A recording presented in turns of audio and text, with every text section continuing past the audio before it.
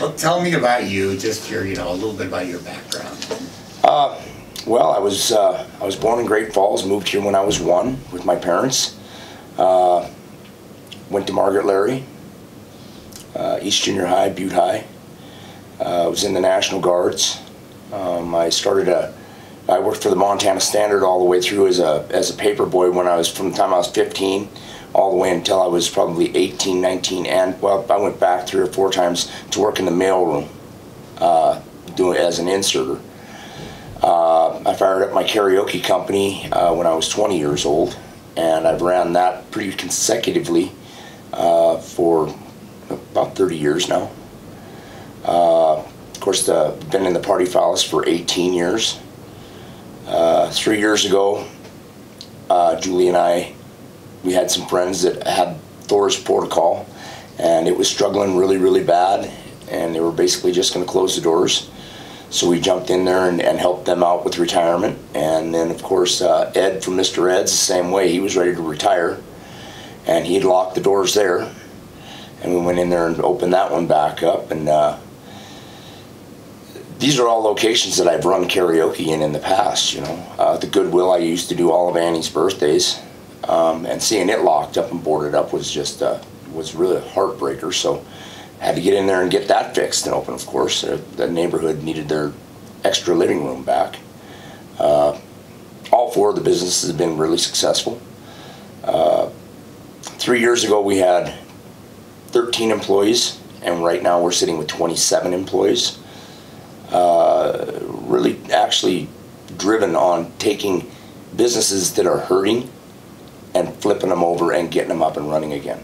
So that's kind of a lot of the background. I've been working with the majority of my staff now. I've had with me for probably at least the last 10 years. They enjoy their job. I'm not a real hard boss. I expect them to do their job, but if they don't like their job, they're not in the right job. So I like to work with people who get to go to work, but don't have to go to work. I really want that type of position. I'm really into solutions. I don't like excuses. I don't give excuses myself. There is no excuse. If you make a mistake, you make a mistake. Now you just got to go on. We see that a lot with government all over the United States. There'll be a mistake here, a mistake there. But there always seems to be an excuse. Nobody wants to fess up to what they could have done or what they did wrong. So that's kind of my way of thinking of things. Make good decisions the first time and don't have a reason to try to make an excuse. I'm really family oriented. My son just had a child 2 years ago, and basically he's going to be taking over in my position with the 4 businesses alongside of my wife. He's been with me at the party palace. Well, geez, he was cleaning the bar at 15. So he's worked for me pretty consecutively for about 12 years. Really smart young man, actually. Really good at figuring out how to get financing without using any government help. As a matter of fact, I found out that in Butte-Silver, it's really, really hard to get any financial help from government. I've gone through 3 or 4 different channels and had doors slammed in my face every time. We don't want that to happen to these people here in this town. A lot of these businesses, through the end of 2020 through 2021, this is going to be their hardest year we've ever seen in this town. We can't have any more of this where we're seeing doors after doors after doors closed because these business owners can't keep them open. So when they are struggling, we got to have somebody that can go in there, help them out a little bit. I've been talking to a lot of different medias. They're going to try to stay on board all the way through to 2021. So if you're going to buy advertising from a couple of the radio stations here in town, and I also with the Montana Standard, I talked to them as well, they're going to try to keep all of their ad prices at about what campaign prices are, which is substantially lower. So these are things that I've already been on track with to try to make sure that they're laid out for 2021 for sure. And so right off the bat in 2021, I think we ought to go after striving to utilize our opportunity zone here in Butte so that when I truly believe that people in New York and California, they're going to be wanting to sell and move to other places. Now, wherever they make their investments, whatever, they don't even have to move to Butte, but if they invest their money here, that capital gains money comes back to them at 100% after 10 years. Rather than paying the taxes, they make an investment into our city. This should help a lot of different businesses here. So I'm kind of driven on that right now, is to go after other residents in larger cities to pulling income into Butte. I'm focused on business. I'm also focused on family. I'm focused on big events. Of course, I've been, you know, we've watched 3 different festivals just kind of dissolve in Butte completely. I mean, they're just gone now. Actually, this year now we're seeing 4 different events that have been canceled now, that are festivals, and possibly even 5. I'm not sure if the other one's going to happen or not, but you know, Butte-Silver gets its tourism not only because it's beautiful, but we have these big events. We've got a lot of great motels that moved in here in the last 10 years, and now these events aren't even happening. They moved here because they knew they could get a nice, full building of customers. So we're going to have a really hard time with our tourist season, at least through this year. Hopefully in 21 we can pick it back up, but we need to get some of these events back up and rolling so that we're drawing those tourists.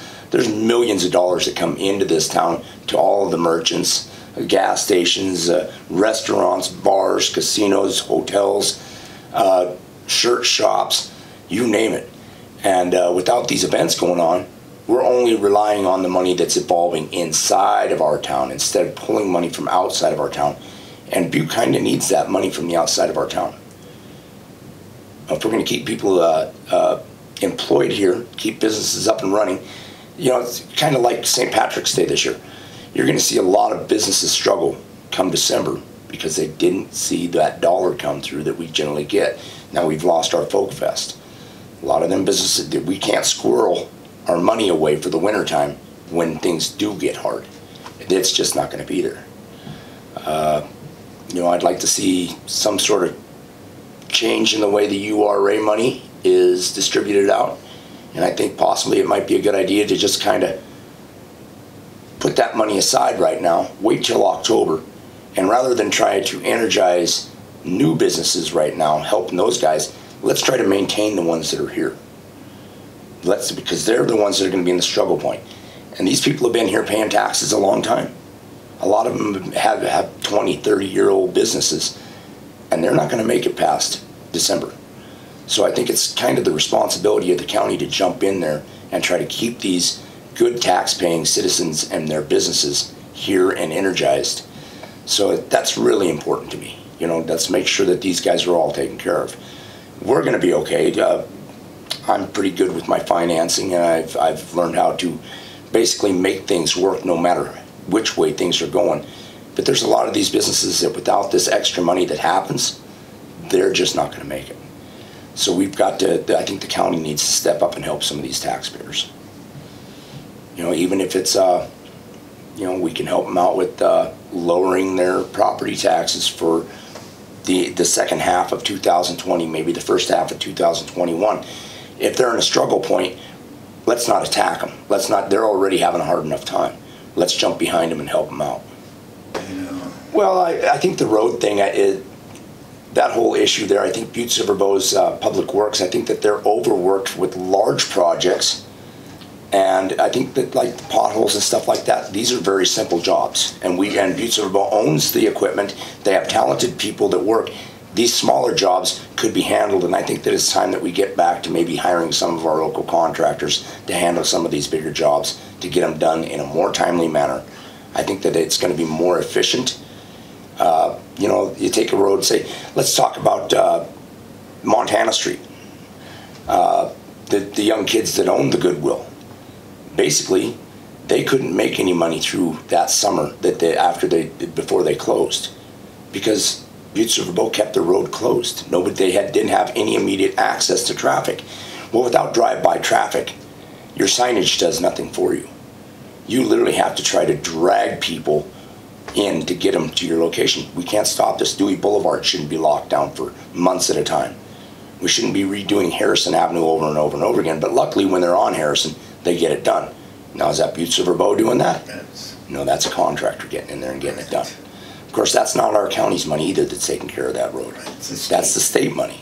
Right. So, you know, and I understand we want to try to keep our infrastructure money running within our infrastructure, but we have local contractors that, rather than making them travel out of town to get work, let's keep them here. I mean, these guys, we've got some really, really good contractors. There's a lot of money that's spent on researching on things with the inconclusive evidence. The storm drain problem that we had that was getting into our city metro, I don't think they ever did find that. I don't think, you know, that we spent a lot of money on that. The problem is there's 3 different contractors that I've talked to. They already know where that dirt's getting into our city metro. Nobody bothered to ask them. We've seen this a lot with chief executives of the past, where a lot of times they'll just go along with whatever the council's saying. You know, and say, oh, well, if you guys want to vote yes, then we'll just let it happen. But I think that we really need to put some research in before we make some of these decisions and spend money in wrong ways, or litigate when they're legislating for to write new laws. Is it beneficial? I mean, did we really need more regulations? Do we really need more laws? Do we want to overtax the citizens of this town?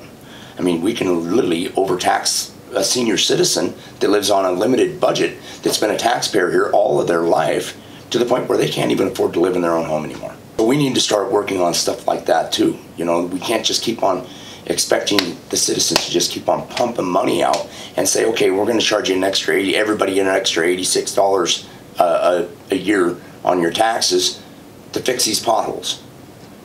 Well, none of those potholes got fixed, and I had to spend an extra $500 in front end repair on my car. Well, you know, you take even a young single mother, you take an instance where her front end goes out in her car, she's done. Right. You know, that's one time, one simple thing like that, and she's done. So we got to start looking after these people. Not everybody is going to make $40,000 plus a year. You know, the general population, I think, here makes under $28,000 a year, which puts us with a larger low-income base of people than we have higher income. You know, there's a lot of space to build as well as far as manufacturing. We need manufacturing, higher paying jobs for the trickle-down economics, and to the lower paying jobs in the smaller types of businesses, retail situations. And we've lost a ton of our retailers here in the last 3.5 years. It's been really sad to watch several restaurants close, bars close, casinos closed, clothing stores. We've seen grocery stores leave here. We've seen all of these stores are leaving. Well, why? Because people don't have expendable income. Without expendable income, you can't keep so many stores open. Everybody would like to have more variety in Butte to shop. But until we can figure out a way to increase the amount of income the local base has, we're not going to have it. You're not going to be able to convince, say, Costco to move to Butte, or even Home Depot at this point. You know, we almost had them on the line there for a while. We just don't have the expendable income to make it profitable enough to bring these types of places here. We have to build that expendable income, which means we're going to have to pull in resources from outside of Butte. There's, like I said, they set us up with an opportunity zone. We're just not utilizing the opportunity.